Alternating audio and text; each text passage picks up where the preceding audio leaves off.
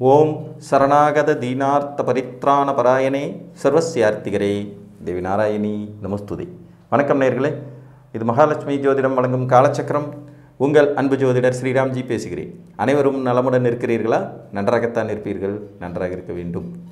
இன்றைய காணொளியில் நாம் காண இருப்பது அதிர்ஷ்டம் தருமா அஷ்டமஸ்தானம். ஜோதிட சாஸ்திரத்தில் மக்கள் எல்லாரும் பார்த்து பயப்படுறதுக்கு ஒரு வீடு இருக்குன்னா அது 8ஆம் இடம். ஈவன் 6ஆம் இடத்தை பார்த்தும் பயப்படுவாங்க. இந்த 8ஆம் இடம் சில நிலைகளில் வாழ்க்கையில் மிகப்பெரிய திருப்பு முனைகளை ஏற்படுத்தக்கூடியதாகவும் செயல்பட்டுரும். 12 லக்னக்காரங்களுக்குமே அட்டமஸ்தானம் கெடுதல் தான் செய்யுமா அப்படின்னு கேட்டால் அதுவே இல்லை. ஏன்னா 12 லக்னங்களில் ஒரு 6 லக்னங்களுக்கு 8ஆம் இடம் மிக முக்கிய வீடுகளாகவும் வந்துடும். அந்த வகையில் பார்த்திங்கன்னா இப்போ மேச லக்னத்திற்கு 8ஆம் இடமாக வரக்கூடிய விருச்சிகம் அவருடைய லக்னாதிபதியோடைய வீடாகவே போயிடும். மிதுன லக்னத்திற்கு 8ஆம் இடமாக வரக்கூடிய மகரம் பாக்கியாதிபதியின் வீடாக போயிடும். சிம்ம லக்னத்திற்கு 8ஆம் இடமாக வரக்கூடிய மீனம் பூர்வ புண்ணியாதிபதியோடைய வீடாக போயிடும். துலா லக்னத்திற்கு 8ஆம் இடம் லக்னாதிபதியோட வீடாகவே வந்துடும். தனுசு லக்னத்திற்கு 8ஆம் இடமாக வரக்கூடிய கடகம் பார்த்திங்கன்னா அவருடைய உச்ச வீடாக வரும், சந்திரனுடைய வீடாக அதிநட்பு கிரகத்தினுடைய வீடாக வந்துடும். கும்ப லக்னத்திற்கு 8ஆம் இடம் பார்த்திங்கன்னா கன்னி, இது புதனுடைய வீடு, இவர் பூர்வ புண்ணியாதிபதியாக வந்துடுவார். ஆக இந்த 6 லக்னங்களுக்கு, அதாவது ஆண் லக்னங்கள் அப்படின்னு சொல்லக்கூடிய இந்த 6 லக்னங்களுக்கும் 8ஆம் இடத்தினால பெரிய நெகட்டிவ் அப்படின்னு வந்துடாது. ஆனால் மீதி இருக்கிற 6 லக்னங்களுக்கு அட்டமாதிபதிங்கிறவர் கொஞ்சம் டேஞ்சரான ஆள் தான். இப்போ ரிஷப லக்னத்தை எடுத்துக்கிட்டோம்னா 8ஆம் இடமாக வரக்கூடிய குரு ஜென்ம பகை கிரகம். கடக லக்னத்திற்கு 8ஆம் அதிபதியாக வர்ற சனி கண்டிப்பாக பிரச்சனைக்குரிய கிரகம். கன்னிகா லக்னத்திற்கு 8ஆம் இடமாக அதிபதியாக வரக்கூடிய செவ்வாய் பிரச்சனைக்குரிய கிரகம். விருச்சிக லக்னத்திற்கு 8ஆம் இடமாக வரக்கூடிய புதன் பிரச்சனைக்குரியவர். மகர லக்னத்துக்கு அட்டமாதிபதி பற்றி கேட்கவே வேண்டாம், சூரியன் பிரச்சனைக்குரிய கிரகம். மீன லக்னத்திற்கு அட்டமாதிபதியாக வரக்கூடிய சுக்கிரன் பிரச்சனைக்குரிய கிரகம். அப்போ 8ஆம் இடம் ஒரு பாதி லக்னங்களுக்கு நெகட்டிவையும் இன்னொரு பாதி லக்னங்களுக்கு அவ்வளோ பெரிய நெகட்டிவ் இல்லை அப்படிங்கிறது மாதிரியான பலனை தரும். சரி, இந்த 8ஆம் இடம் எப்போ பெரும் அதிர்ஷ்டத்தை கொடுக்கும்? பொதுவாக 8ஆம் இடம் உங்களுக்கு ஆக்டிவேட் ஆகணும்னா 3 விதிகளை நீங்கள் ஃபாலோ பண்ணி ஆகணும். முதல் விதி, முற்றிலும் புதிய சூழலில் நீங்கள் வசிக்கணும். அதாவது இந்த சொந்த ஊர், பூர்வீகம், சாதிசனம் இதெல்லாம் விட்டுட்டு ஒருத்தர் எப்போ வெளியேறாரோ அப்போ தான் 8ஆம் இடம் ஆக்டிவேட் ஆகும். வேறு மாவட்டம், வேறு மாநிலங்கள் அல்லது வெளிநாடு, இந்த 3 ஆப்ஷனையுமே எடுத்துக்கலாம். இப்போ வேறு மாவட்டங்களில், இப்போ மதுரையில் பிறந்த ஒருத்தர் சென்னையில் போய் செட்டில் ஆகுறது, இது வேறு மாவட்டங்கள்னு வரும். வேறு மாநிலங்கள், இப்போ கோயம்புத்தூரில் பிறந்த ஒருத்தர் பெங்களூர், தமிழ்நாட்டில் பிறந்தவர் பெங்களூரில் செட்டில் ஆகுறது, பாம்பேயில் செட்டில் ஆகிறது, மகாராஷ்டிராவில் செட்டில் ஆகுது, இந்த மாதிரி கேரளாவில் செட்டில் ஆகுறது, இது வெளி மாநிலங்கள்ங்கிற அடிப்படையில் வரும். 3வது வெளிநாடு, டோட்டலாகவே அதர் சிட்டிசன்ஷிப், வேறு கண்ட்ரியோடைய சிட்டிசன்ஷிப், வேறு நாட்டுடைய குடியுரிமை வாங்கி அங்கேயே செட்டில் ஆகும். இந்த 3 நிலைகளையும் அடைய பெற்றவர்களுக்கு 8ஆம் இடம் கெடுப்பதில்லை. இது ஒரு நிதர்சனமான உண்மை. புரிஞ்சிச்சிங்களா? 8ஆம் இடம் உங்களுக்கு அதிர்ஷ்டம் தரணும்னா இந்த விதியை முதல்ல நீங்கள் ஃபாலோ பண்ணியிருக்கணும். உறவுகளுக்கு மத்தியில், சொந்த பந்தங்களுக்கு மத்தியில், பூர்வீகத்தில், குலதெய்வத்தின் எல்லைக்குட்பட்ட இடத்துலலாம் நீங்கள் இருந்துக்கிட்டு இருந்தீங்கன்னா 8ஆம் இடம் அடித்து துவைச்சி காய போட்டு கிழித்து தொங்க விட்டுரும். அசிங்கம், அவமானம், கெட்ட பேர், விபத்து, கண்டம் இதை தான் அதால் தர முடியும். அது திடீர் அதிர்ஷ்டத்தை கொடுக்கணும்னாலே நீங்கள் முதல்ல வெளியில் இருக்கணும். வெளியில் இருக்கணுங்கிற கான்செப்ட் 100% நடக்கும். அப்போ இது ஒரு விதி. இன்னொன்று, உங்கள் லக்னத்துக்கு நேச்சுராகவே 8ஆம் இடம் கெட்டதாக இல்லாமல் இருக்கிற பட்சத்தில், இப்போ நான் மேலே சொன்ன மாதிரி ஆண் லக்னங்கள்னு சொல்லக்கூடிய மேசம், மிதுனம், சிம்மம், துலாம், தனுசு, கும்பம், இந்த 6 லக்னங்களுக்கு 8ஆம் இடத்துல அதிபதி ஒரு விதத்தில் திரிகோணாதிபதியாக இருப்பார், இல்லைன்னா லக்னாதிபதியாகவே இருப்பார், இல்லைன்னா மித்திரர் நண்பராக இருப்பார். அந்த மாதிரி வரக்கூடியவர். இப்போ தனுசு லக்னத்துக்கு 8ஆம் இடம் கெடுதலான்னு கேட்டால் இல்லைன்னு தான் சொல்லணும். ஏன்னா 8ஆம் இடத்துல தான் லக்னாதிபதி போய் உச்சமும் அவர். அதனாலேயே தான் தனுசு லக்னக்காரங்க நிறைய பேர் வெளிநாட்டில் நல்ல விதமாக செட்டில் ஆகிருப்பாங்க, வெளிநாட்டில் வேலை பார்ப்பாங்க, வெளிநாட்டில் உயர்கல்வி இருக்கும், வெளிநாட்டு சிட்டிசன்ஷிப் வாங்கியிருப்பாங்கிறது மாதிரியான அமைப்புகளே கிடைக்கும். அந்த மாதிரி உங்கள் லக்ன சுப வீடுகளின் ஒரு வீடுகளாக 8ஆம் இடம் வந்துடுற போதும் உங்களுக்கு அதிர்ஷ்டத்தை கொடுக்கக்கூடிய வீடாக இருக்கும். 8ஆம் இடத்துடைய மிகப்பெரிய சூட்சம் என்னன்னு கேட்டிங்கன்னா, திடீர் அதிர்ஷ்டம், உழைக்காமல் வர்ற பணம், பங்குச்சந்தையில் வர்ற ஆதாயம், லாட்ரி சீட்டு யோகம், உயில் மூலம் சொத்துக்கள் கிடைப்பது, இதெல்லாம் 8ஆம் இடம் குறிப்பிடும்.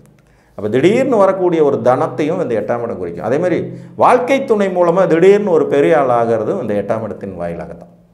எனக்கு தெரிஞ்ச ஒரு ஜாதகம், இவர் வந்து கும்பலக்ன ஜாதகர். இவருக்கு புதன் உச்சம் 8ல், கும்பலக்னம் புதன் உச்சம். இவருக்கு 7 கூடைய சூரியன் 7லேயே ஆட்சி. லக்னாதிபதி சனியும் பாக்கியஸ்தானத்தில் உச்சம். திருமணத்துக்கு பார்க்கும்போது சொன்னேன், நல்ல பெரிய வசதியான ரொம்ப பவர்ஃபுல்லான இடத்துல இந்த பையனுக்கு வாழ்க்கை துணை கிடைக்கும். அதற்கப்புறம் இவருடைய லைஃபே டோட்டலாக மாறிடும். அப்படி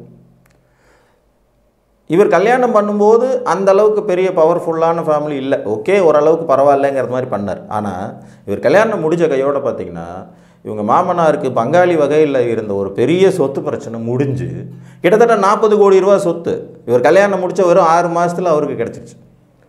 யாருக்கு? மாமனாருக்கு. மனைவியின் மூலமாக இவருக்கே மட்டும் 10 கோடி ரூபா கிடச்சிது. புரியுதுங்களா? சாதாரணமான ஒரு மனிதன் திடீர்னு கிடைக்கிற அந்த அமைப்பு, அந்த 8ஆம் அதிபதி உச்சமானதனுடைய விளைவு, 7ல் சூரியன் ஆட்சி, இவருடைய லக்னாதிபதி பாக்கியத்தில் உச்சம். கல்யாணத்துக்கு அப்புறம் ஒரு திடீர் அதிர்ஷ்டம் இவர் மூலமாக மாமனார் கிடச்சிச்சா, மாமனார் மூலமாக இவருக்கு கிடச்சிதாங்கிறது இன்றைக்கு வரைக்கும் பட்டிமன்றம் வைக்கலாம்.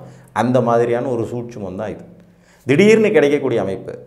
இவர் பிறந்தது ஒரு மாவட்டத்தில், பொண்ணு கட்டினது வேறு ஒரு மாவட்டத்தில், இப்போ வேலை பார்த்துட்டு இருக்கிறது வேறு ஒரு மாநிலத்தில். அந்த மாநிலத்தில் நான் கிட்டத்தட்ட ஒரு கோடி ரூபா ரேஞ்சில் வீடு வாங்கி செட்டில் ஆகிட்டார். ஸோ இதுதான் அந்த திடீர்னு வரக்கூடிய அதிர்ஷ்டம். அதே மாதிரி ஆனால் என்ன, இவங்க சொந்த பந்தங்களுக்கு மத்தியில் இவருக்கு ஒரு பேர் இருக்குது, அது ஒரு கெட்ட பேர் தான். வீட்டோட மாப்பிள்ளையாக போயிட்டான், மாமனார் சொத்துக்கு ஆசைப்பட்டு போயிட்டான் அப்படின்னு ஒரு பேர் உண்டு. அந்த அசிங்கத்தையும் அந்த 8ஆம் இடம் கொடுக்க தான் செய்யும். ஆனால் அதெல்லாம் பார்த்தோம்னா வாழ்க்கையில் அடுத்த கட்டத்துக்கு போகவே முடியாது. எல்லாம் இப்போ வெளிநாடு போய் செட்டில் ஆனவங்களையும் கூட தான் சொந்த பந்தங்களை மதிக்காமல் ஊரை விட்டு போயிட்டான்னு சொல்கிறாங்க.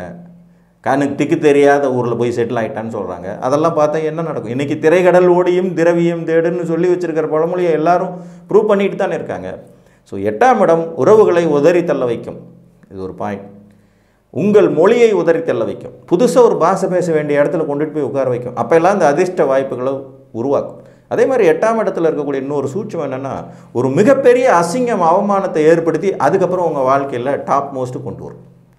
ஒரு பெரிய அசிங்கம், பெரிய அவமானம், ஒரு வெளியில் வந்து ரொம்ப மோசமாக கேவலப்படுத்தப்பட்ட பிறகு அந்த விதி அப்படியே மாற்றி அமைத்து உங்களை வந்து ஒரு பெரிய உயரத்துக்கு கொண்டுட்டு போகும். ஸோ 8ஆம் இடம் அதிர்ஷ்டம் தருமானா தரும். ஒரு 6 லக்கணங்களுக்கு நார்மலாகவே தரும். மீதி 6 லக்கணக்காரங்க வெளியில் இருக்கும்போதும், வெளி மாநிலத்தில் இருக்கும்போதும், வெளிநாட்டில் இருக்கும்போதும் நிச்சயமாக தரும். அதே மாதிரி இந்த 8ஆம் இடங்கிறது ஒரு அசிங்கம் அவமானத்தை நமக்கு முதல்ல கொடுக்கும். அதை தாண்டி வரும்போது கண்டிப்பாக வைராக்கிய உணர்வை கொடுத்து உங்களுக்கு மிகப்பெரிய வளர்ச்சியையும் அதிர்ஷ்டத்தையும் முன்னேற்றத்தையும் தரக்கூடியது தான். 8 வளர்த்தவங்களுக்கு பங்குச்சந்தையில் திடீர்னு ஆதாயம் இருக்கும், லாட்ரி சீட்டில் திடீர்னு பணம் வரும், திடீர்னு உயில் மூலமாக சொத்துக்கள் வரும், இல்லை யாரோடைய சொத்தோ அனாமத்தை உங்களுக்கு வரும். நிறைய அந்த பினாமியான அமைப்புகளுக்கு போகிறதும் 8ஆம் இடத்தின் வலுவில் தான். மற்றவங்க சொத்தை காப்பாற்றக்கூடிய அமைப்புகளுக்கு வர்றதும் இந்த 8ஆம் இடத்தின் வலுவு. ஸோ 8ஆம் இடம்ங்கிறது கெடுதலை மட்டுமே செய்யக்கூடிய, எல்லா வீட்டுக்குள்ளேயும் நல்லதும் கெடுதலும் ஒளிஞ்சிருக்குங்க. நம்ம தனஸ்தானம்னு சொல்லக்கூடிய 2ஆம் இடத்துல இருக்கக்கூடிய நன்மை, குடும்பம் வாக்கு தனம்னு சொன்னாலும் அது ஒரு மாரகஸ்தானமும் கூட. ஒருத்தன் குடும்பத்தால் செத்து போவான், ஒருத்தன் பேச்சால் செத்து போவான், ஒருத்தன் பொருளாதாரத்தால் செத்து போவான். மாரகஸ்தானமும் கூட. 7ஆம் இடமும் அப்படி தான். கூட்டாளி, தொழில், பங்காளி, சமுதாயம்னு சொல்கிறான், அது ஒரு மாரகஸ்தானம். அப்போ நல்ல வீடுகளுக்குள்ளும் கெடுதல்கள் ஒளிந்திருக்கும், கெட்ட வீடுகளுக்குள்ளும் நன்மைகள் ஒளிந்திருக்கும். அந்த கெட்ட வீடுகளுக்குள்ளே இருக்கிற நன்மைகளை ஏற்றுக்கொள்வதற்கு நாம் இந்த சில விதிகளை ஃபாலோ பண்ணணும். ஸோ 8ஆம் இடம் உங்களுக்கு அதிர்ஷ்டகரமாக வரணும். இல்லை 8ல் உங்கள் ஜாதகத்தில் வலுவான கோள் இருக்கார், 8ஆம் அதிபதி உச்சமாக இருக்கார், இல்லை 8ல் வலுவான கோள் இருக்கா, கண்டிப்பாக நீங்கள் பூர்வீகத்தில் இருக்கக்கூடாது. இது முதல் விதி. உங்கள் ஜாதி சனம் குலதெய்வ எல்லை அதை விட்டு போயிடணும் வெளியில்.